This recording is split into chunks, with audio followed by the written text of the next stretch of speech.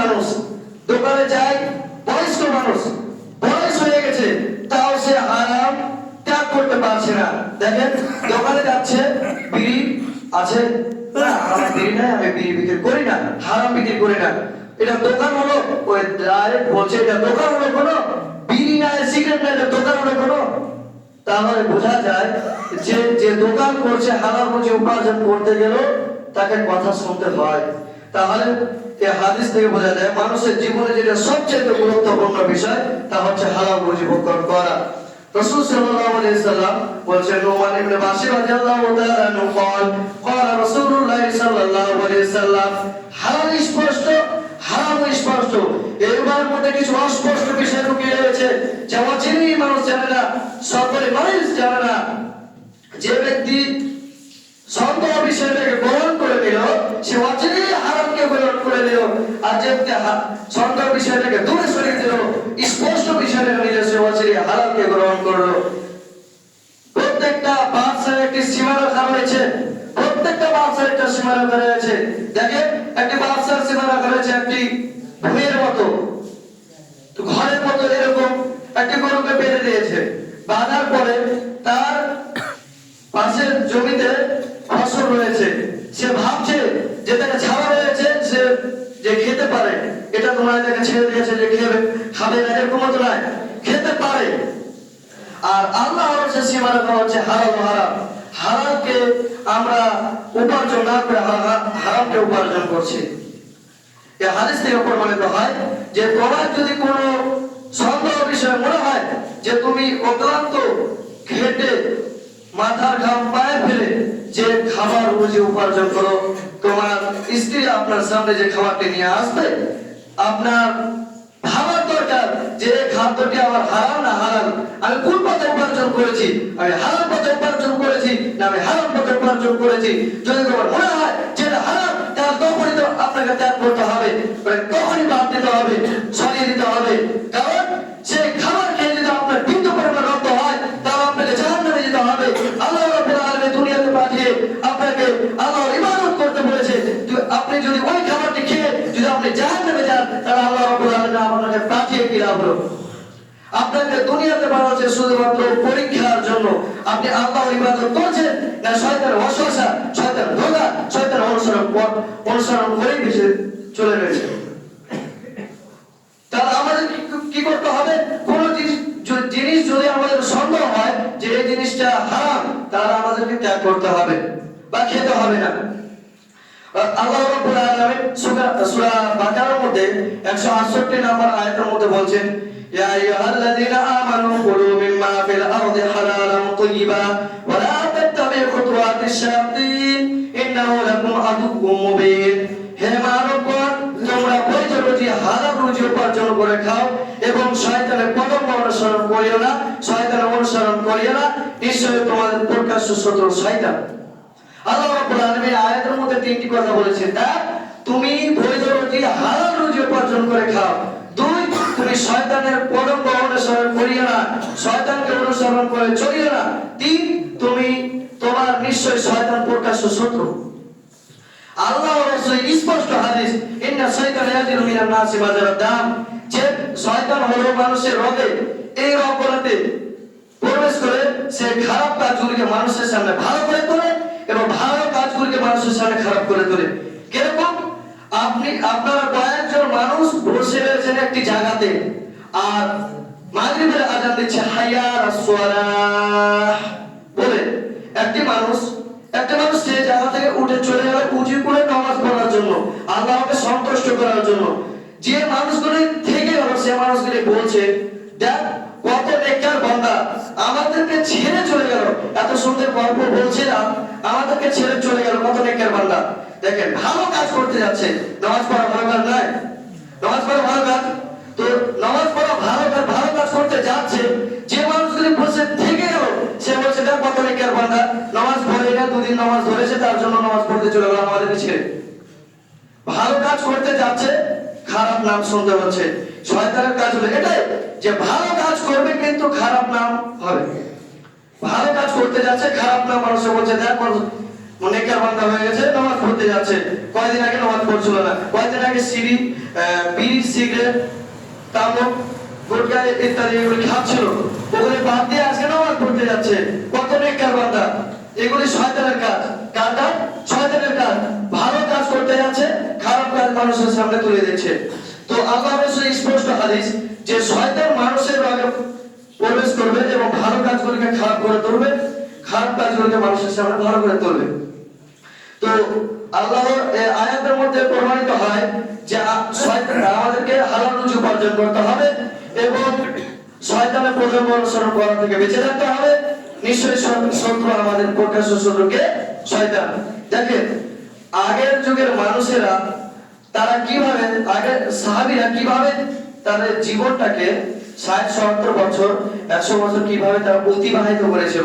দেখেন আয়েশা রাদিয়াল্লাহু তাআলা বর্ণিত, আবু বকর সিদ্দিক রাদিয়াল্লাহু তাআলা আনহু বলছে তার কাছে একটি গোলাম ছিল, সে গোলামের কিছু খাবার তিনি খাচ্ছিলেন, খাবার পরে খাচ্ছিলেন, রানী খাচ্ছিলেন, খাওয়ার সময় সে গোলামটি আসলেন, আসার পরে জিজ্ঞাসা করলো, আবু বকর সিদ্দিক রাদিয়াল্লাহু তাআলা আনহু তুমি যে খাবারটি খাচ্ছ সেই খাবারের বিষয়ে কিছু জানো?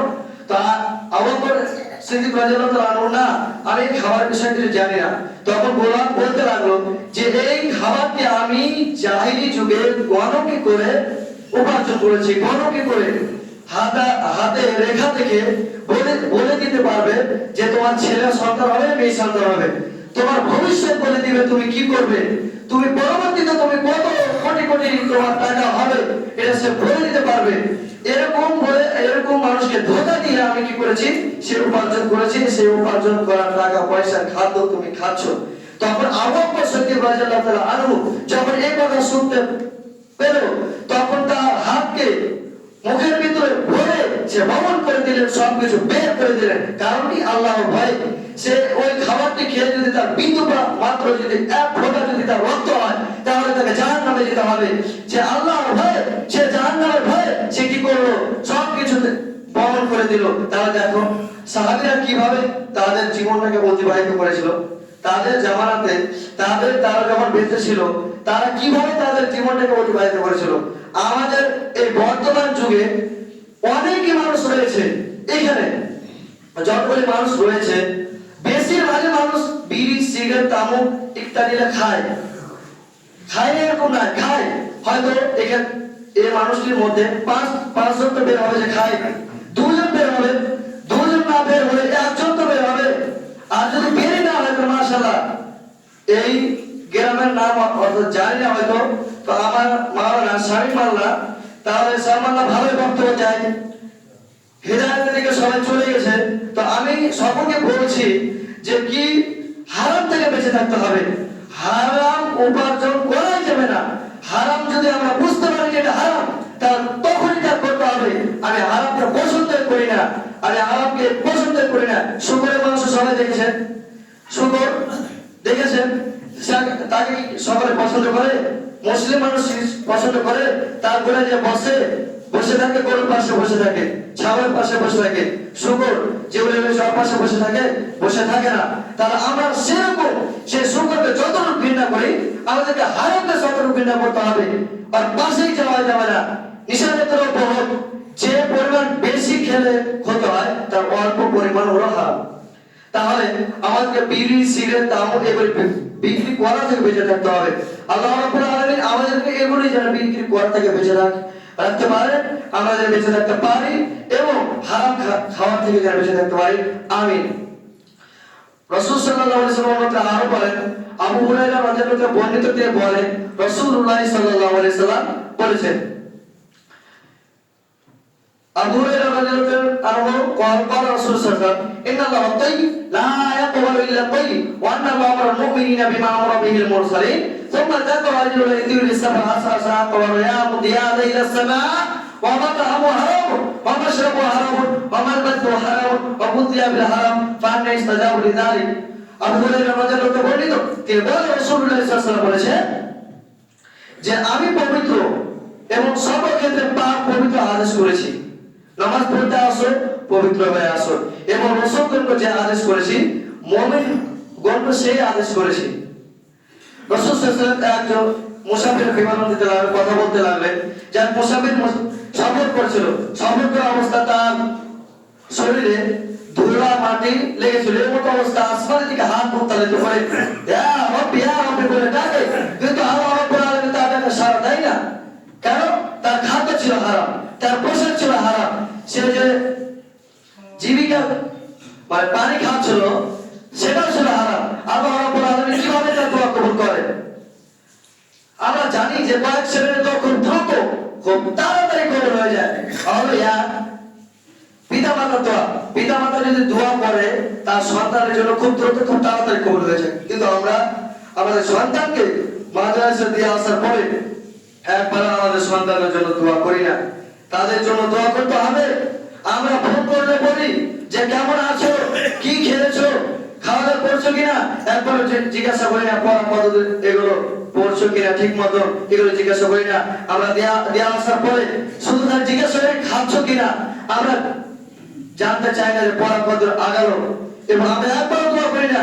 আপনারা দোয়া করেন বেশি বেশি করে আপনাদের সন্তানের জন্য, আমার সন্তান যেন ভালো জায়গায় একটি জায়গায় যেন পৌঁছে যায়, এরকম দোয়া করতে হবে। তোমাদের দোয়া তাড়াতাড়ি কবুল হবে। দ্বিতীয়ত, মাসুম সন্তান যার আগের পিছে কোনো গুনাহ নেই, তার দোয়া খুব দ্রুত খুব তাড়াতাড়ি কবুল হয়ে যাবে। তৃতীয়ত, মুসাফিরের দোয়া, মুসাফিরের দোয়া খুব দ্রুত খুব তাড়াতাড়ি কবুল হয়ে যাবে। কিন্তু এই মুসাফিরের দোয়া কবুল হলো না কেন? এই মুসাফিরের দোয়া কবুল হয় এই কারণে যে তার খাদ্য, তার পোশাক, তার পানি যে পান করছিল সেটা ছিল হারাম, তার কারণে এই মুসাফিরের দোয়া কবুল হয়নি। তাহলে যাদের দোয়া খুব দ্রুত খুব তাড়াতাড়ি কবুল হয়ে যায়, তাহলে আমাদের দোয়া আল্লাহ রাব্বুল আলামিন, আমরা হারামকে দোয়া করে আমাদের দোয়া আল্লাহ রাব্বুল আলামিন কিভাবে কবুল করবে? আমাদেরকে হারামকে ত্যাগ করতে হবে। বাপ জানেরা, কাকারা, ভাইয়েরা, দাদারা, যারা যুবক রয়েছে তারা এখন থেকে এই হারাম থেকে বেঁচে থাকতে হবে। যুবকেরা ভাবছে যে বয়স হোক তারপরে আমার বাপ জানেরা যেরকম বয়স হয়ে যাওয়ার পরে নামাজ ধরে চলে সেরকম আমিও নামাজ ধরে নেব। এটা ভুল। কারণ তুমি যদি এখন নামাজ পড়ো, আল্লাহ রাব্বুল আলামিন তোমার ইবাদতটা বেশি খুশি হবে। তুমি যতটুকু সিজদাতে থাকবে, রুকুতে থাকবে, আল্লাহ রাব্বুল আলামিন বেশি খুশি হবে। কিন্তু আমরা সিজদার রুকুতে আসি না, মসজিদের মুখই দেখতে চাই না। আমরা মসজিদ দেখলেই ফিরে চলে যাই। শুক্রবার ছাড়া বুধবার, বৃহস্পতিবার, শনি, রবি সব এগুলোতে আমরা মসজিদের মুখ দেখতে আসি না। শুক্রবার ছাড়া শুক্রবার আসি, খুতবা শুনি, তারপরে আবার ভুলে যায়, আবার আসি, আবার ভুলে যায়। এরকম যুবকেরা আমি খাস করে বলছি যে তোমাদেরকে সত্য হতে হবে।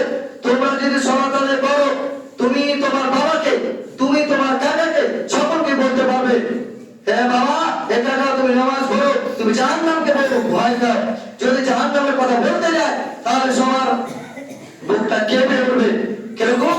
আল্লাহ রাব্বুল আলামিন সূরা ইয়াসিনের মধ্যে বলছে, হাযিহি জাহান্নামুল্লাতী কুনতুম তুআদুন ইসলাউহা আল-ইয়াওমা বিমা কুনতুম তাকফুরুন। এই সেই জাহান্নাম যার ব্যাপারে তোমাদেরকে আমি সাবধান করে দিয়েছিলাম, তোমরা হারাম খেও না, হারাম পথে উপার্জন করে তোমরা সালাত আদায় করো, তোমরা হারাম খেও না, নিশানা দ্রব্য পান করিও না, মিথ্যা কথা বলিও না, সালাতকে ত্যাগ করিও না, সালাতকে আঁকড়ে ধরো, কোরআন মাজিদ পড়ো, বেশি বেশি করে কোরআন মাজিদ পড়ো। কিছু কিছু মানুষ ভাবছে যে কোরআন মাজিদ পড়তেই জানে না, পড়তে বলছে, যে পড়তে জানে না এটা নয়, কবরে যাওয়া পর্যন্ত তোমাকে শিক্ষা অর্জন করতে হবে। কেউ কেউ ভাবছে এখনো যে আমি তো পড়তেই জানি না, আমার বেরেই নাই। কেউ যদি বেরেন না থাকে তাহলে সে চলতে পারবে? সে বাবা, কাকা, মামা এগুলি মুস্তি করতে পারবে না। তার বেরেন আছে, তার শয়তানের বুদ্ধি সে বলছে। বয়স্ক মানুষরা তার ছেলে বলছে, বাবা এই সূরাটা মুস্তি করো, এবার এই দোয়াটা মুস্তি করো। বলছে বয়স হয়ে গেছে, কিভাবে মুস্তি করবো, এখন আমাদের জীবন টিপা উঠবে না, আমরা কিভাবে মুস্তি করবো? এটা শয়তানের বুদ্ধি, এটা মুখস্থ হবে। কবরে যাওয়া পর্যন্ত, মৃত্যু আসা পর্যন্ত তোমার মুখস্থ হবে, তোমার মুখস্থ হবে, কিন্তু একটু সময় লাগবে। পাথরকে যত ঘুষবে তত কি হবে? ক্ষয় হবে। সূরাকে যত ঘুষবে তত কি হবে? চকচক করবে। তো তোমার মাথাকে যত ঘুষবে তত কি হবে? ময়লা জামগুলো উঠে যাবে, তারপরে তোমার মুখস্থ হবে। তো আমরা মুখস্থই করতে চাই না। বাপ ছেলেরা মুখস্থ বেশি বেশি করে করতে হবে। এখন যদি তুমি ইবাদত না করো, তোমার মরণ আসবে। মরণের সময় তওবা করবে, আল্লাহ রাব্বুল আলামিন কি মরণের সময় তওবা কবুল করবে? তুমি সারা জীবনটা নিশার দ্রব্য, নিশা দুনিয়া মেতে ছিলে, শুধু রাজনীতি নিয়ে, ভোট নিয়ে, এগুলো তুমি মেতে ছিলে, আর তুমি মরণের সময় তওবা করছো আল্লাহ রাব্বুল আলামিনের কাছে। আল্লাহ রাব্বুল আলামিন তওবা কি কবুল করবে? একবার ভেবে দেখেছো? একবার নিজের থেকে ভাবো যে আমি জীবনটা 60-70 বছর হয়ে গেল, আমি জীবনটা কিভাবে অতিবাহিত করলাম? একবার ভেবে দেখেছো? একবার আমরা ভেবেছি না? তো আমাদের ভাবতে হবে। যারা যুবক আছে, যারা বয়স্ক হয়ে গেছে, এখনো ভাবো, ভাবতেই থাকো, সবসময় তওবা করো। আমরা তো তওবা করি না, আমরা তো সালাত আদায় করি না। যিনি মুহাম্মদ সাল্লাল্লাহু আলাইহি সাল্লাম ৭৭ বার তওবা করতেন দিনে, 100 বার তওবা করতেন দিনে, তো যার সামনে পিছনে গুনাহ মাফ হয়ে গেছে, তিনি 60, 70, 100 বার তওবা করতেন, আর আমরা তো একবার তওবা করি না। তাহলে আমাদের গুনাহ মাফ হয়ে যাবে? আমাদেরকে বেশি বেশি তওবা করতে হবে, আল্লাহ রাব্বুল আলামিনকে বেশি বেশি ক্ষমা চাইতে হবে। আল্লাহ রাব্বুল আলামিন আমাদেরকে হারাম থেকে যেন বেঁচে থাকতে পারে। সাল্লাল্লাহু আমিন। রাসূল সাল্লাল্লাহু আলাইহি ওয়াসাল্লাম আরো বলেন, আবু হুরায়রা রাদিয়াল্লাহু তাআলা قال রাসূলুল্লাহ সাল্লাল্লাহু আলাইহি ওয়াসাল্লাম,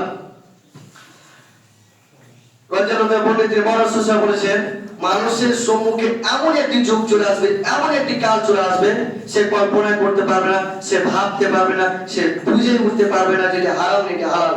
সে পার্থক্য করতে পারবে না কোনটি হালাল কোনটি হারাম। সে পার্থক্য করতে পারবে না কোনটি হালাল কোনটি হারাম। সে পার্থক্য করতে পারবে না সিগারেট, বিড়ি, তামাক এগুলো হালাল না হারাম। মানুষের সম্মুখে মানুষের সামনে এমন একটি যুগ চলে আসবে। তাহলে বলি, রাফেল এবং মুহাম্মদ সাল্লাল্লাহু আলাইহি ওয়াসাল্লাম রাস্তায় বের হয়েছিল, তারপর মুহাম্মদ সাল্লাল্লাহু আলাইহি ওয়াসাল্লাম আপনাকে বলছে যে রাফেল, তুমি কি কোনো গান বাজনার আওয়াজ শুনতে পাচ্ছ? তখন বলছে, হ্যাঁ আমি গান বাজনার আওয়াজ শুনতে পাচ্ছি।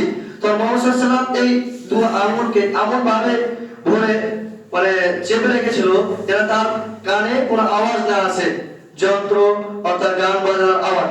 তিনি রাস্তা পার হয়ে তারপর রাফেকে বলছে, আবার জিজ্ঞাসা করছে, রাফে তুমি কি কোনো গান বাজনা আওয়াজ শুনতে পাচ্ছ? না আমি আর গান বাজনা আওয়াজ শুনতে পাচ্ছি না, অনেক দূর চলে এসেছি।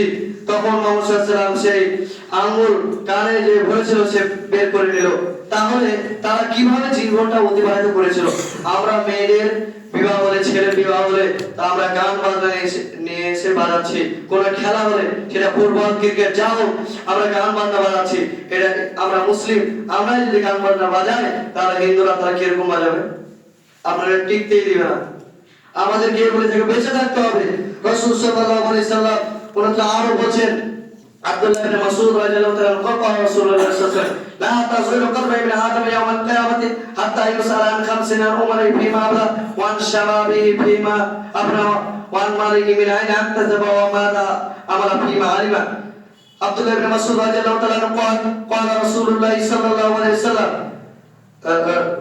আব্দুল্লাহ ইবনে মাসউদ রাদিয়াল্লাহু তাআলা তিনি বলেন, রাসূল সাল্লাল্লাহু বলেছেন, কিয়ামতের দিনে আদম সন্তানকে 5টি প্রশ্ন করা হবে। সে 5টি প্রশ্ন উত্তর না দেওয়া পর্যন্ত তাকে এক চুল পরিমাণ থেকে আগে বাড়তে দেওয়া হবে না, পিছনে আসতে দেওয়া হবে না, এক চুল পরিমাণ থেকে নড়তে দেওয়া হবে না। সে 5টি প্রশ্নের মধ্যে 1 নম্বর প্রশ্ন করা হবে যে, হে আদম সন্তান, তোমাকে 60-70 বছর জিন্দেগি দেওয়া হয়েছিল, তুমি জিন্দেগিটা কিভাবে কাটালে? তোমার 60-70 বছর তোমাকে বয়স দেওয়া হয়েছিল, তুমি কিভাবে অতিবাহিত করলে? এই 60-70 বছর আমি যে অতিবাহিত করেছি, এই জবাব দিতে পারবো? কখন আমি মানুষের গীবত করে বেড়াচ্ছি, কখন মিথ্যা কথা বলেছি, কখন হারাম খেয়েছি, নেশাদ্রব্য দ্রব্য পান করেছি, কখন জুয়া খেলেছি, কখন বিদায়াতি কাজ করেছি, এগুলিকে আল্লাহর কাছে আমি কি করতে পারবো? জবাব দিতে পারবো? জবাব দিতে কিভাবে জবাব দেবো? তাই জন্য বলছি, আমরা বেশি বেশি করে আমাদেরকে তওবা করতে হবে এবং মসজিদের দিকে আসতে হবে। বয়স হয়ে গেছে বাচ্চারা, ভাইরা, যুবক ভাইরা, মসজিদের দিকে আসো। আর কত দুনিয়া থেকে চলে যাবে, তাকে 2 নম্বর প্রশ্ন করা হবে, তুমি যৌবন সময়টা কিভাবে কাটাচ্ছ? 18 বছর থেকে নিয়ে 20 বছর থেকে নিয়ে 40-45 বছর তুমি জীবনটা কিভাবে অতিবাহিত করেছো, কিভাবে কাটাচ্ছ? তুমি এই জীবনটা কিভাবে কাটাচ্ছ? যে জীবনটাতে তুমি যদি আল্লাহর ইবাদত করতে বেশি খুশি হতো, তুমি জীবনটা কিভাবে অতিবাহিত করলে? আর ওটা কিভাবে অতিবাহিত করলে? এই জবাবটিকে আল্লাহর কোরআনে আমি দিতে পারবো। বেশিরভাগই যুবক দুর্গা পূজা, কালী পূজা এগুলিতে বেশি বেশি যাচ্ছে, অর্থাৎ কোন গান বাজনা এগুলো যে বেশি বেশি যাচ্ছে, তাহলে আমরা আল্লাহ রাব্বুল আলামিনকে জবাব দিতে পারবো? তাকে তৃতীয় নম্বর প্রশ্ন করা হবে, তুমি কোন পথে উপার্জন করছো? অর্থাৎ হারাম পথে উপার্জন করেছিলে, হারাম পথে। যেগুলো দোকান রয়েছে আমি বেশিরভাগই দেখেছি, বেশিরভাগই তামাক বিড়ি এটা কনফার্ম থাকবে, সিগারেট এটা থাকছে। তো আমি এক ভাইকে জিজ্ঞাসা করছি যে তুমি যে সব কিছু রেখেছো ভালো কথা, তুমি তামাক বিড়ি সিগারেট এইগুলি রাখবে কেন? ওই সেটা না রাখলে খরিদ্দারি তো হবে না। বলছে যে এটা না রাখলে মানুষই হবে না আমার কাছে। তো আমি বলছি এটা ত্যাগ করো, তোমার কাছে মানুষ যেটাতে তামাক বিড়ি সিগারেট এটা রাখতে 50টা হোক 25টা হোক, হালাল পথে উপার্জন করো, হালাল পথে উপার্জন করে খাও, হালাল পথে উপার্জন করে তোমার ছেলে সন্তানকে দাও, তোমার স্ত্রীকে দাও। তুমি হারাম পথে উপার্জন করিও না। তাকে 4 নাম্বার প্রশ্ন করা হবে, সে যে পয়সাটা তুমি উপার্জন করেছিলে তা সে পয়সাটা তুমি কোথায় ব্যয় করেছিলে? মাদ্রাসায় ব্যয় করেছিলে না মসজিদে আল্লাহর রাস্তায় ব্যয় করেছিলে না দুর্গা পূজা কালী পূজাতে ব্যয় করছো? যারা টোটো চালায় তাদেরকে আমি বলছি যে তোমরা টোটো চালাচ্ছ, দুর্গা পূজা কালী পূজাতে তোমরা বেশি বেশি টাকা দিচ্ছ, চাচ্ছে তুমি দিয়ে দিচ্ছ। কেন তুমি দিচ্ছ? তুমি জানো না যে আমাদের মসজিদ আছে, মাদ্রাসা আছে, আল্লাহর রাস্তায় আমাদেরকে ব্যয় করতে হবে? ওখানে ব্যয় করে আমরা যদি কোনো মাদ্রাসা থেকে কোনো বাড়িতে গেলে বলি যে 10 টাকা 20 টাকা দাও মাদ্রাসা নামে, তোমার এটা কি থাকবে? সরকার জানিয়ে থেকে যাবে। কিন্তু আমরা এটা না করে তারা 5 টাকা 3 টাকা এরকম বের করে দিচ্ছে, বলছে এরকমও বলছে যে না আমার কাছে টাকা নেই, থাকছে নাই। আর যদি কোনো টোটোওয়ালাকে ধরে নেয় যে দুর্গা পূজা কালী পূজার জন্য 20 টাকা লাগবে, তারা 20 টাকাই দিতে হবে, সে 15 টাকা দিতে পারবে না। আমরা এটা বেশি করছি, কালী পূজা দুর্গা পূজাতে আমরা কেটে দেবো, ওটা আমাদের কে লাগে যে কালী পূজাতে দিলে আমাদের নিকে হবে? কালী পূজাতে দিলে আমাদেরকে গুনাহ মাফ হয়ে যাবে না মাদ্রাসা দিলে আমাদের গুনাহ মাফ হয়ে যাবে, আমাদের নেকি বাড়বে? আমরা বেশি বেশি করে কালী পূজাতে দিচ্ছি। সকল যুবককে বলছি, যারা যুবকেরা টোটো চালায়, দাদুরা বাপেরা যারা টোটো চালাচ্ছে, তারা দুর্গা পূজা কালী পূজাতে এক দেবে দিবে না। দেখেন তাহলে একটা কথা বলি যে দুটা